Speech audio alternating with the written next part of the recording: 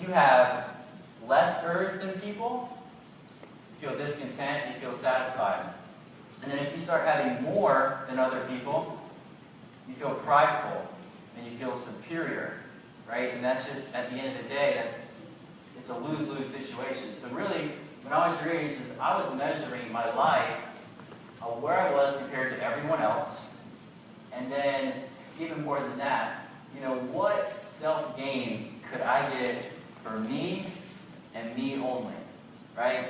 All about me. So now, we're finally going to dive into a piece of scripture. This is from Solomon. Solomon is my second favorite guy in the Bible. Jesus 1, Solomon 2. 3 quick things on Solomon. I don't know how well you know this guy, but at one point in time, Solomon was the wealthiest person in the world, the wisest person in the world, and the most powerful person in the world. It's a pretty good resume, right? Yeah. And so what Solomon says is he says, I saw that all toil and all achievement spring from one person's envy of another. And then he says, this is meaningless. It's like chasing after the wind. We're going to break this down real quick. And I saw that all means everything, right? I saw that all toil basically means stress. And I don't know about you guys, but do you want toil like in your life? It's just a weird word, right? All toil and all achievement spring, which means come from, right? One person's envy of another, aka comparison of another, right?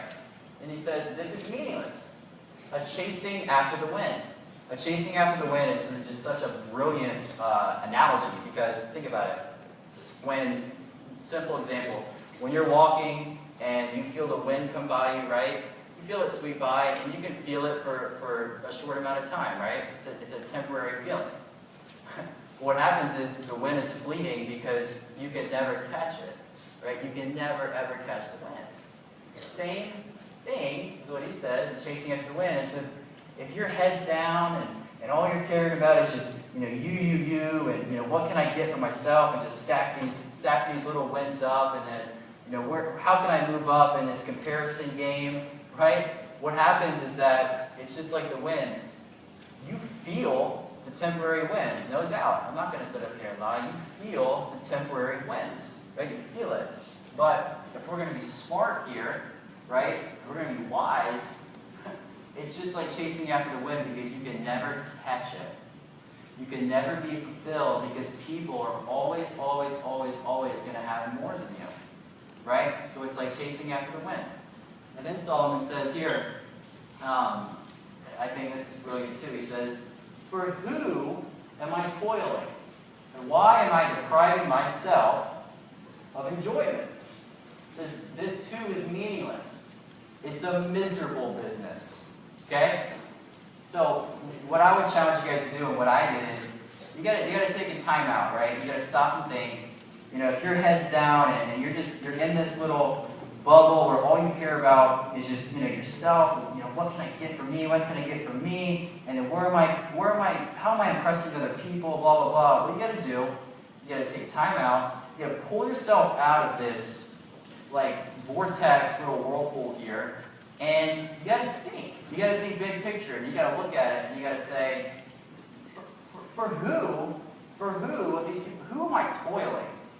Why am I stressed? Why am I doing this? And then, why am I depriving myself from enjoyment, or from fulfillment, or for how I'm supposed to always be feeling? Why? Right? And when I ask that question, I can't come up with anything besides, I don't know, to just get stuff for me and try to look good to other people and try to impress other people, and I don't know, right? So, we're kind of wrap this comparison section up with this. This is 4 words, right? And there's no win in comparison. And I think that this is a game changer. And I think that if you guys can really grasp this, I swear to you, I think you can become like a Superman or Superwoman. Because when you stop comparing and you stop looking around at other people, you're freed.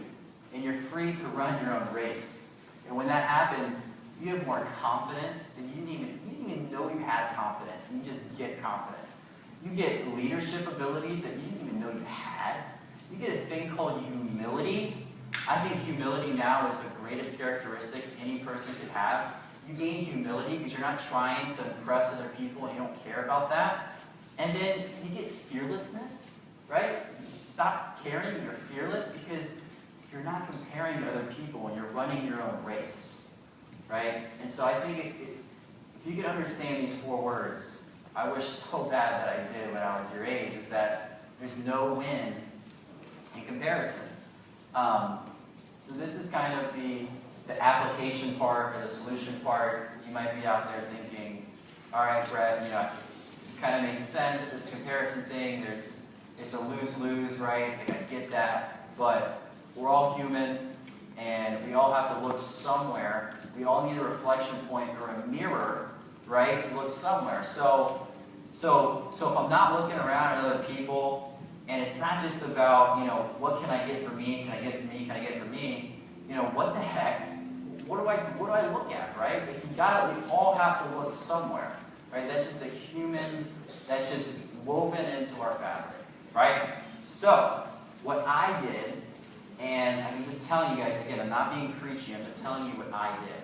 I thought it made more sense, logically, to measure my life by what God thinks of me and how God accepts me, instead of looking around to my peers and to culture and to all this stuff and trying to gain their acceptance and measure my life by what they think of me, right? And so that's what I did. And at the end of the day, right, if we're going to be real, the only